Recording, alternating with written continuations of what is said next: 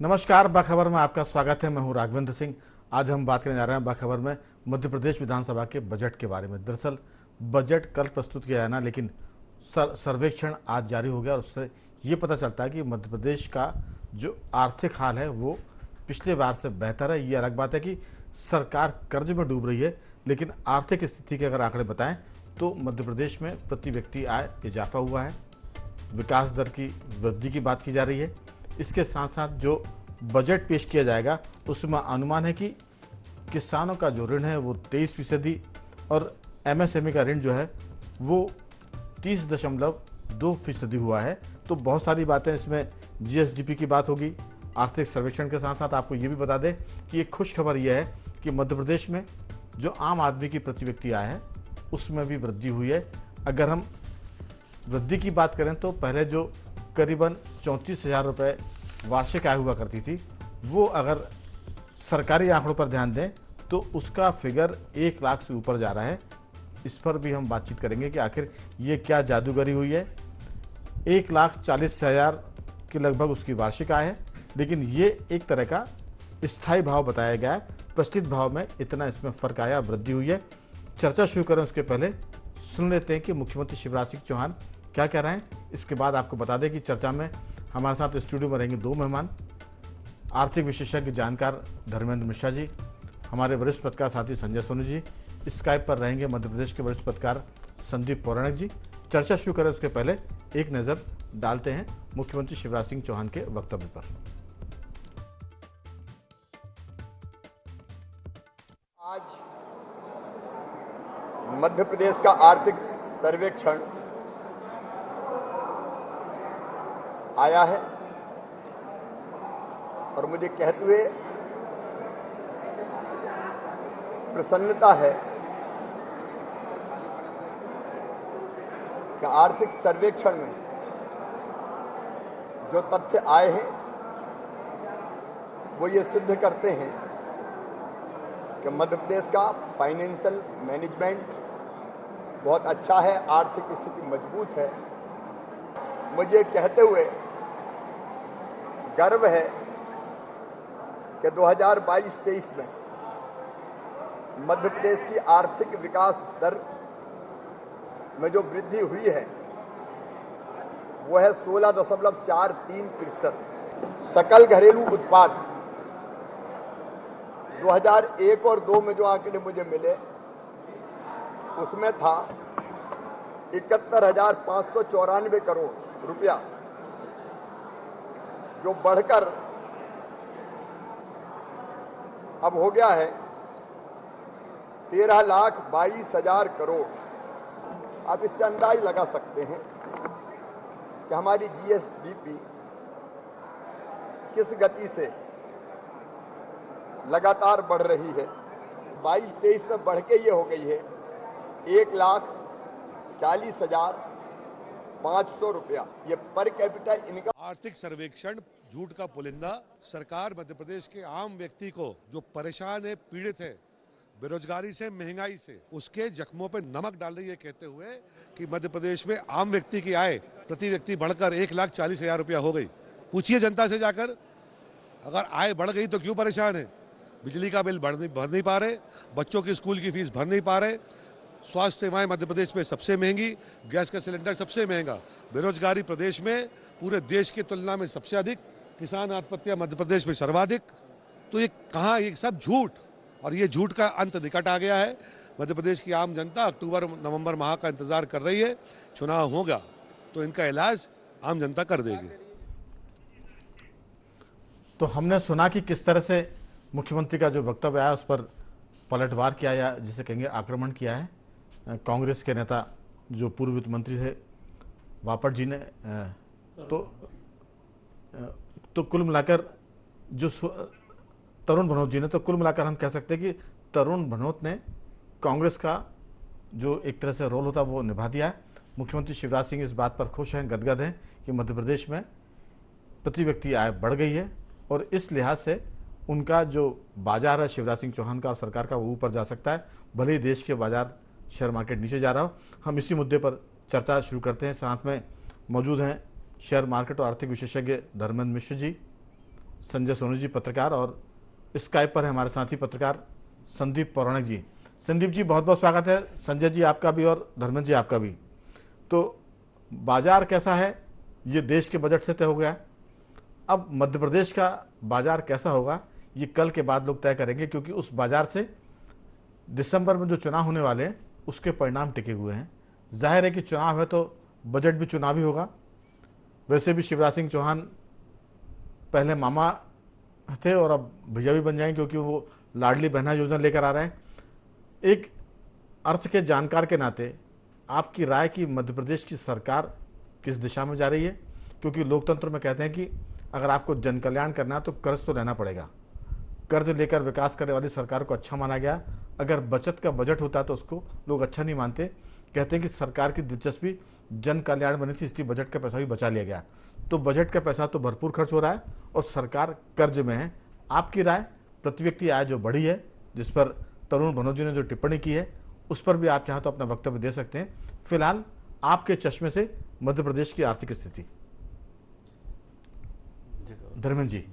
जैसा कि आपने कवर किया राघवेंद्र जी, कि अगर एक्सपांसन करना है, चीज़ों को एक्सपेंड करना है तो कर्ज लेना रहेगा। कर्ज लेना बहुत इतना बुरा नहीं होता। कर्ज लेने के बाद उसका आप मैनेजमेंट किस तरीके से करते हैं, ये चीज़ बहुत इंपॉर्टेंट होती है। और जैसा कि देखा आपने, प्रति व्यक्ति सकल घरेलू उत्पाद और जीडीपी का डेटा आपने टीवी पे फ्लैश किया, तो वो सारी चीज़ें दिखा रहा है कि काम एक सही दिशा में की तरफ जा रहा है। और इसके पहले मैं मतलब कल का बजट कैसा आएगा उस चीज़ को, उस परिप्रेक्ष्य को मैं एक एग्जाम्पल के माध्यम से रखना चाहूँगा कि जैसा आपने देखा होगा कि जब मैराथन होती है तो मैराथन में क्या होता है कि जो आखिरी 100 मीटर की दौड़ होती है, उसमें जो पार्टिसिपेंट होते हैं वो पूरी अपनी जोर आजमाइश लगाने की कोशिश करते हैं। सर, मध्य प्रदेश सरकार का ये जो बजट आएगा नहीं, आखिरी 100 मीटर की दौड़ बची हुई दौड़ के लिए दिखाएगा। कल का जो बजट आने वाला है, ये अपनी सारी जोर आजमाइश जो है इस बजट में लगा देंगे। क्योंकि जैसा कि आपने देखा था कि पिछले बार के इलेक्शन में जो भी बाउंड्री पे कैच आउट हो गए थे, ऐसा कहना चाहिए, तो वो सारी चीज़ें, सारी कोशिशें इस बार कर ली जाएंगी और इन सब चीज़ों के लिए एक आखिरी बजट होगा। तो ये सब परिप्रेक्ष्य दिखाता है कि ये जो बजट कल का रहेगा ये बिल्कुल मतलब बहुत अच्छा बजट रहेगा। और अगर कवर पेज की बात करें कि कवर पेज दिखाता है, जैसा इसका इकोनॉमिक सर्वे जो आया, ये कवर पेज दिखाता है कि कल के पाठ्य पुस्तक में क्या रहने वाला है। तो इकोनॉमिक सर्वे का जो आज का डेटा दिखा रहा है, ये कल का बजट अच्छा बजट हो सकता है। बिल्कुल। तो संजय जी, दरअसल प्रतिपक्ष ने कहा कि जनता परेशान है और वो नवंबर दिसंबर का इंतजार कर रही है और सबक सिखाएगी। लेकिन सरकार के आंकड़े जो बताते हैं, क्योंकि हर सरकार अपने आंकड़ों की बात करती है और हम उसी पर चर्चा करते हैं, क्योंकि वो सरकार के आंकड़े विश्वसनीय होते हैं। अब प्रति व्यक्ति आय पर जो बात हुई है कि करीब 34,000 रुपये प्रतिवर्ष, 38,000 रुपये प्रतिवर्ष उनकी इनकम थी। प्रति व्यक्ति आय की बात करें 38,497 रुपये। ये जो प्रचलित भाव में अगर आप बात करें तो टेक्निकल मामला, लेकिन 1,40,583 रुपये प्रति व्यक्ति आय का आंकड़ा सरकार ने दिया है। और इसे ये भी कह सकते हैं कि जो दूसरा आंकड़ा है वो ये है कि 38,000 से बढ़कर 65,023 रुपये तक आम आदमी की आय बढ़ गई है। लेकिन अगर हम बात करेंगे, अभी चर्चा में आएगा निकल कर, कि स्कूल में पढ़ाई के लेवल की क्या स्थिति, क्योंकि सीएम राज स्कूल खुलने के लिए कतारें लग गई हैं। सीएम राज जब स्कूल खुल जाएंगे, वो काम करेंगे, तो जाहिर है कि शिक्षा के स्तर पर भी सरकार को पैसा ज़्यादा खर्च करना पड़ेगा। स्वास्थ्य की बात करें तो बहुत सारी बीमा योजनाएं काम कर ही रही हैं। किसानों की अगर हम बात करें तो सरकार ने दोबारा रिव्यू किया है, जो राजस्व के प्रति हम कहते हैं कि सरकार ने अपने आंकड़ों को बदला, जो एक तरह से राहत राशि दी जाती है किसानों को। तो आपकी राय की ये जो आंकड़ा है, सरकार कर्ज में है, इसमें कोई शक नहीं, कर्ज लेकर तनख्वाह बढ़ रही, इसमें कोई शक नहीं, लेकिन विकास के कामों की गति अगर बेहतर है तो फिर आम जनता को इस बात से कोई फर्क नहीं पड़ता है कि सरकार कर्ज ले रही है या वो नहीं ले रही है। उसका तो सड़क बनती रहे, बिजली मिलती रहे, ठीक से चीज़ों का संचालन होता रहे, तो आमतौर से जनता यही चाहती है। आपकी राय? देखिए, वैसे भी बजट जो है सरकार का आईना होता है। वैसे तो ये हर साल होता है, लेकिन इस साल ज़रा ज़्यादा महत्वपूर्ण है, क्योंकि ये बजट चुनावी बजट है। क्योंकि चुनाव पे कुछ महीने बाद चुनाव पे सरकार पहुंच जाएगी, दोनों पार्टियां चुनाव के मैदान में रहेंगी जी। तो मैं समझता हूँ ये जो बजट है, ये बजट इसलिए भी महत्वपूर्ण है क्योंकि बहुत सारी बड़ी योजनाएं हैं जो प्लेटफॉर्म पे हैं। और ख़ास तौर से अभी शिवराज जी ने तात्कालिक जो नई योजना लाए हैं वो लाडली बहना योजना, क्योंकि पहले एक तरह से मामा बने, फिर अब भाई।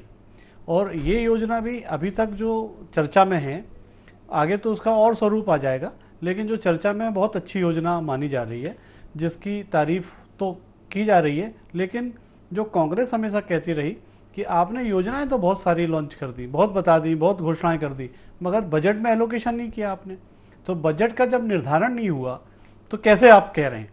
तो सरकार इतना खुद एक्सपर्ट है कि वो बजट जब कोई चीज़ योजना लेके आ रही है तो बजट का निर्धारण भी करेगी।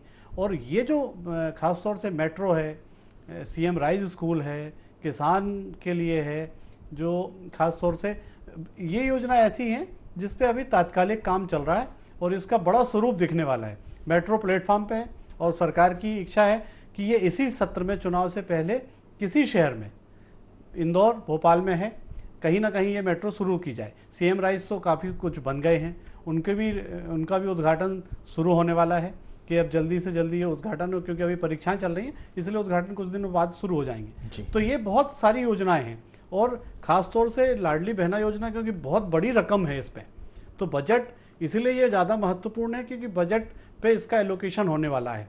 कल सारा कुछ तय हो जाएगा कि इस योजना के लिए सरकार ने कितनी भारी भरकम राशि रखी है। बिल्कुल, तो कह सकते हैं कि जो पिछला बजट था वो था 2,17,000 करोड़ का, और अब ये बजट जाहिर है कि 3 लाख करोड़ के आसपास ऐसी उम्मीद की जा रही है कि ये होगा, क्योंकि जो सरकार की योजना है, अगर उसमें बजट में उन योजनाओं के लिए पैसे का प्रावधान नहीं हुआ तो फिर सरकार उन योजनाओं का एक तरह से क्रियान्वयन नहीं कर पाएगी। तो जाहिर है कि एक बड़ी योजना लाडली बहना, प्रति माह बहनों के खाते में 1,000 रुपये महीना, और वो बहनों की संख्या भी है 1 करोड़।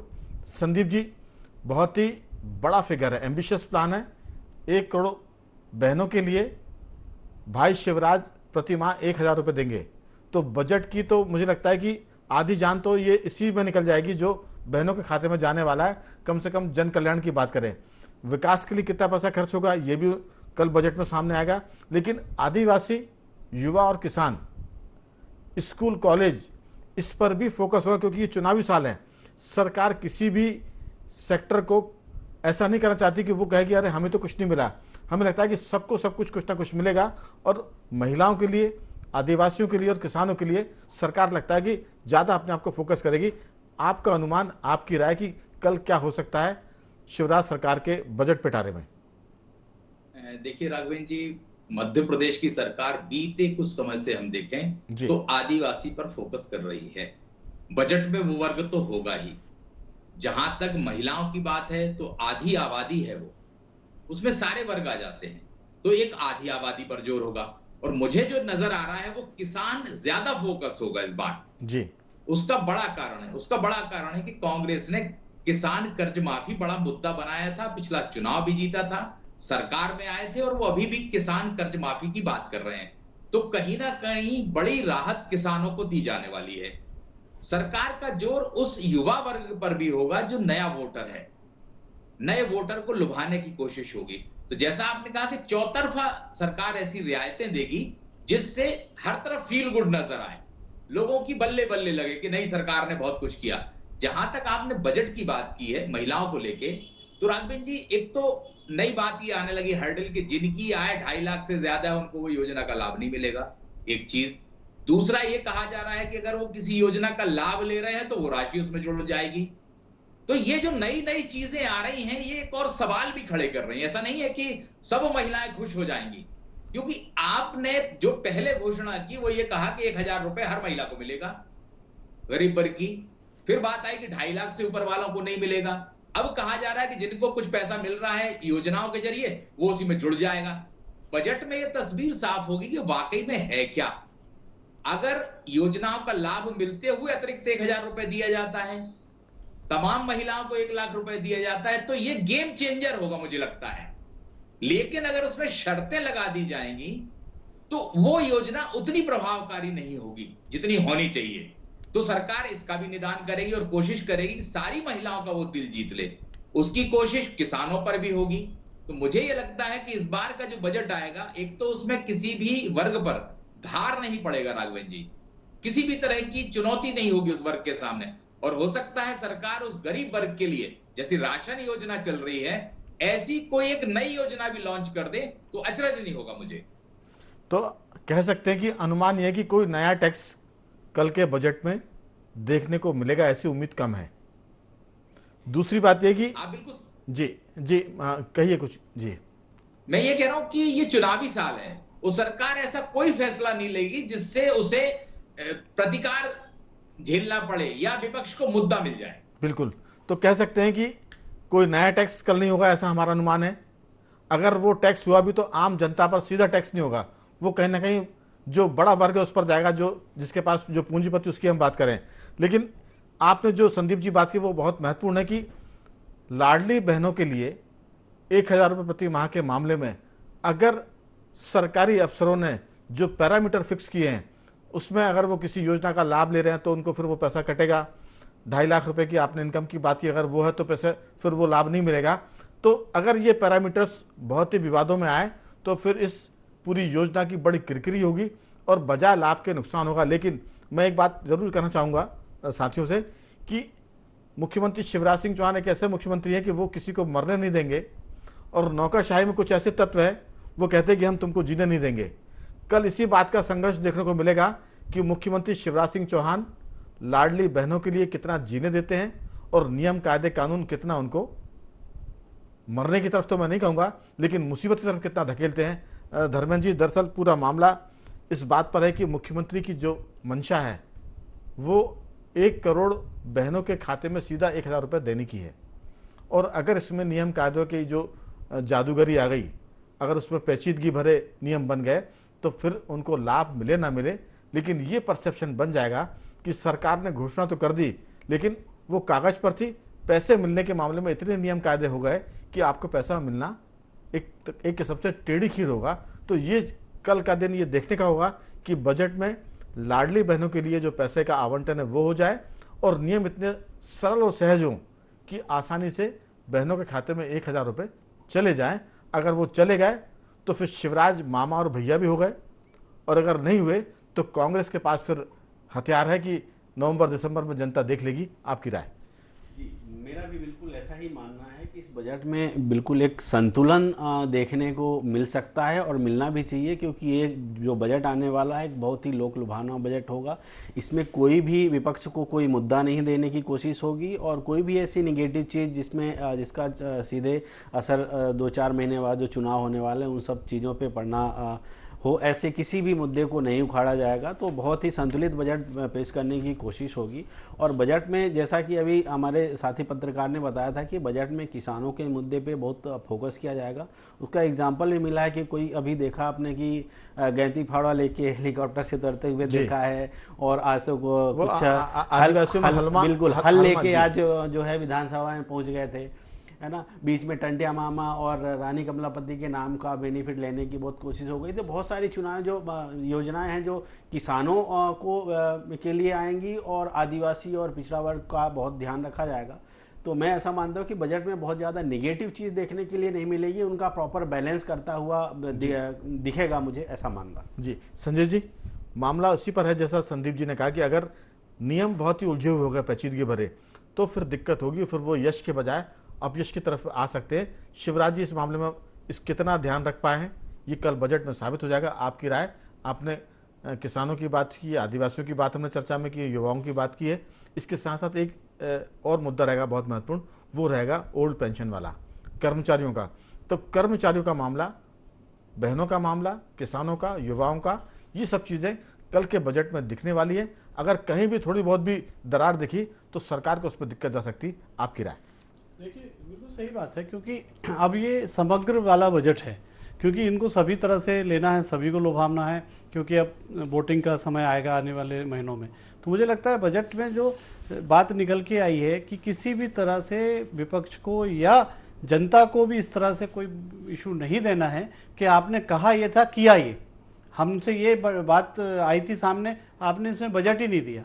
और जैसा कांग्रेस के नेता कह रहे हैं कि बजट में क्या किया आपने, और बजट में इतनी सारी चीज़ें हैं, और कमलनाथ भी हमेशा कहते रहे हैं कि बजट का निर्धारण नहीं करा और घोषणाएं कर दी आपने।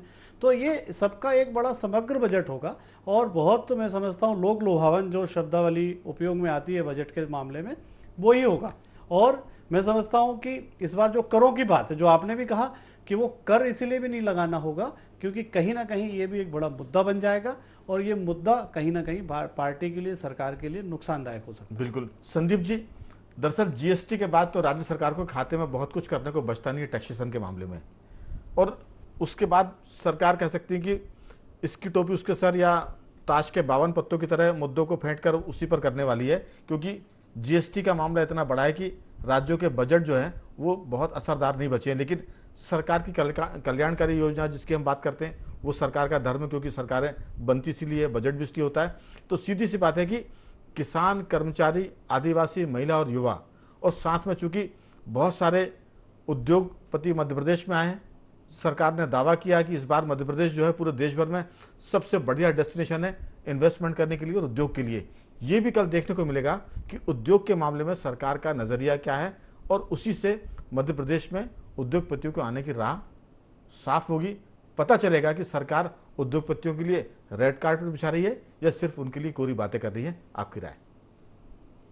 देखिए राज्य जी, ये बात बिल्कुल सही है कि जो उद्योगपतियों को आप आमंत्रित कर रहे हैं उन्हें भी सुविधाएं देनी है, और जिन इलाकों में वो जा रहे हैं वहां के लोगों को रोजगार मिले, इस दिशा में भी आपको पहल करनी है। वैसे कहा गया है कि 75% स्थानीय लोगों को रोजगार मिलेगा, मिल रहा नहीं मिल रहा ये एक अलग बात है, लेकिन मुझे ये लग रहा है कि सरकार रियायत के मूड में है। जैसा आपने कहा कि कर के मामले में सरकार के पास बहुत कुछ नहीं है, लेकिन एक महंगाई को लेकर जो डीजल और पेट्रोलियम पदार्थ पर वैट है, हो सकता है सरकार एक ये भी दांव खेले, क्योंकि महंगाई का बड़ा मुद्दा है राघवेंद्र जी। तो सरकार हो सकता है वैट को लेकर कोई एक नई रणनीति लाए सामने, या कोई वादा कर जाए जनता से, क्योंकि आपको जनता का दिल जीतना है। एक तरफ आपको आदिवासी को भी सुविधा देनी है, योजनाएं देनी है, किसान को भी रियायत देनी है। संदीप जी, मुझे लगता है कि डीजल पेट्रोल के मामले में सरकार छेड़खानी नहीं करने वाली है, क्योंकि ये मामला तो केंद्र के हाथ में है, और 2-4 रुपए कम करने से डीजल पेट्रोल के दाम घट भी जाएं तो महंगाई घटने वाली नहीं। क्योंकि अगर किसी ने किराया भाड़ा बढ़ा हुआ, बस का, ट्रक का माल भाड़ा बढ़ा हुआ है, वो कम नहीं होने वाला, लेकिन सरकार के खजाने में एक बड़ी कमी आ जाएगी अगर वो 2-4-5 रुपए लीटर भी कम करते हैं प्रति लीटर। तो मुझे लगता है कि डीजल पेट्रोल के दाम पे सरकार कुछ बहुत ज्यादा टच नहीं करेगी। देखिए राघवेंद्र जी की ये बात सही है आपकी कि सरकार के पास एक आय का जरिया है वो, लेकिन जब आपके चुनाव करीब होते हैं तो आपको कुछ फैसले लेने होते हैं। आपको कांग्रेस सरकारों पर सवाल उठाने हैं, तो कैसे आप सरकार उठाएंगे? चाहे छत्तीसगढ़ हो, चाहे राजस्थान हो, वहां भी इन 3 राज्यों, मध्य प्रदेश के साथ वहां चुनाव है, तो कहीं ना कहीं सरकार एक स्ट्रोक मारेगी। मुझे ये लगता है कि रियायत तो देगी ही, साथ ही उसके इस बजट में एक ऐसा स्ट्रोक होगा जो हो सकता है कि कल शाम को इस रात के समय आप भी उसी मुद्दे पर चर्चा करते नजर आए। बिल्कुल, लेकिन एक बात और है कि किसानों ने उत्पादन को दुगना कर दिया है, और बहुत पुराना एक नारा है कि हम किसानों की आय दुगनी करेंगे। किसानों के लिए क्या राहत हो सकती है ये भी देखने की बात है, क्योंकि पिछले बार जैसा संजय जी बता रहे थे कि कमलनाथ जी ने अपने वचन पत्र में जब 2 लाख रुपए किसानों की कर्ज माफी की बात की थी, तो बड़ी संख्या में किसानों का वोट भाजपा की तरफ से खिसक कर कांग्रेस के खाते में चला गया था, और नतीजा सबके सामने था कि कांग्रेस बड़ा दल बन के उभरी थी। तो किसानों का मसला बड़ा महत्वपूर्ण रहने वाला है इसमें भी। स्वाभाविक सी बात है राघवेंद्र जी, मुझे ये लग रहा है कि जो किसानों का ब्याज है या बकाया है जी, उसको लेके सरकार कोई फैसला कर सकती है, जिससे किसानों के बीच में ये संदेश जाए कि सरकार ने उसके लिए बड़ा फैसला लिया है। जैसे कहा जा रहा था कि कमलनाथ जी के समय बहुत सी बड़ी तादाद में किसान डिफाल्टर हो गए हैं क्योंकि उनका कर्ज माफ नहीं हुआ और उन्होंने कर्ज जमा नहीं किया था। तो कोई एक ऐसा दाव चलेगी मुझे लगता है सरकार, जिसमें सरकार की वाहवाही हो जाए और कांग्रेस जिन मुद्दों को लेकर चल रही है इसमें कांग्रेस चित हो जाए, ये कोशिश होगी सरकार की। तो कुल मिलाकर कल शिवराज सिंह सरकार के बजट का पिटारा खुलने वाला है। उसमें बहुत सारी बातें, किसानों को राहत की उम्मीद की जा रही है, लाडली बहनों के लिए 1000 रुपये महीने मिले इसका भी प्रावधान होगा, और स्कूल कॉलेज की हमने बात की है, स्वास्थ्य सेवा की बात की है, सड़कों की बात की है। लेकिन अब कुछ घंटे बचे हैं, उम्मीद करते हैं कि कल जो कुछ हम सोच रहे हैं उसी के आसपास घटित होगा, क्योंकि चुनावी साल भी है और सरकार किसी भी वर्ग की नाराजगी मोल नहीं लेना चाहती। तो कल हम इस पर बात करेंगे। मैं तीनों मेहमानों का धन्यवाद करूंगा। संदीप जी आपका साधुवाद, धर्मेंद्र जी आपका बहुत बहुत धन्यवाद, और संजय जी आपका भी बहुत बहुत धन्यवाद कि आपने चर्चा में हिस्सा लिया। बाखबर में आज सिर्फ इतना ही। कल हम संभवतः इसी मुद्दे पर फिर से बात करेंगे। बने रहिए हमारे साथ और देखते रहिए IND24।